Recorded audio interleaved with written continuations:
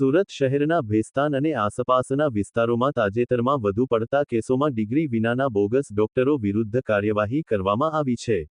આ કેસોમાં સુરત પોલીસની સ્પેશિયલ ઓપરેશન ગ્રુપ અને અન્ય ટુકડીઓએ મુખ્ય ભૂમિકા ભજવી છે.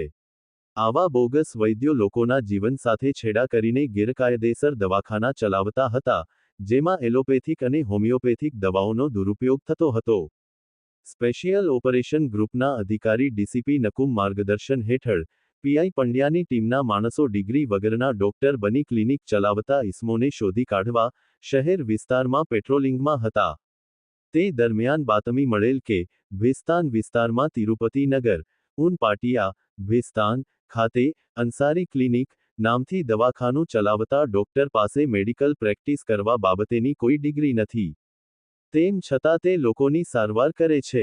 જે બાતમી આધારે special operation group PI TB પંડ્યાનાઓની સૂચના મુજબ special operation group PSI MD સરવૈયાનાઓએ ડમી પેશન્ટ મોકલી ખાતરી તપાસ કરાવતા હકીકત સત્ય જણાયેલ, જેથી સ્પેશિયલ ઓપરેશન ગ્રુપની ટીમ તથા જિલ્લા પંચાયત હેલ્થ વિભાગના અધિકારીને સાથે રાખી અંસારી ક્લિનિક ઉપર રેડ કરી યોગ્ય ડિગ્રી વગર ડોક્ટર તરીકે પ્રેક્ટિસ કરતા આરોપી તૌફિક અહેમદ સફીક અહેમદ જોનપુર ઉત્તર પ્રદેશવાળાને ઝડપી પાડેલ છે.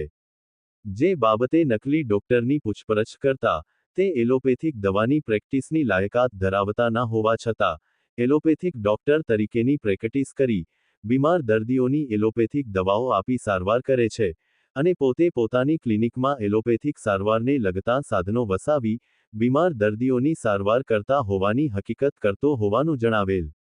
જેથી તે ગેરકાયદેસર મેડિકલ પ્રેક્ટિસ કરતા હોવાનું જણાય આવતા તેના દવાખાનામાંથી અલગ અલગ પ્રકારની દવાઓ, ઇન્જેક્શન, સિરપ મળી 28,897 ની મત્તાનો મુદ્દામાલ કબજે કરાયો છે અને આરોપીને અટક કરી તેના વિરુદ્ધ ભેસ્તાન પોલીસ સ્ટેશનમાં ગુન્હો દાખલ કરવામાં આવેલ છે.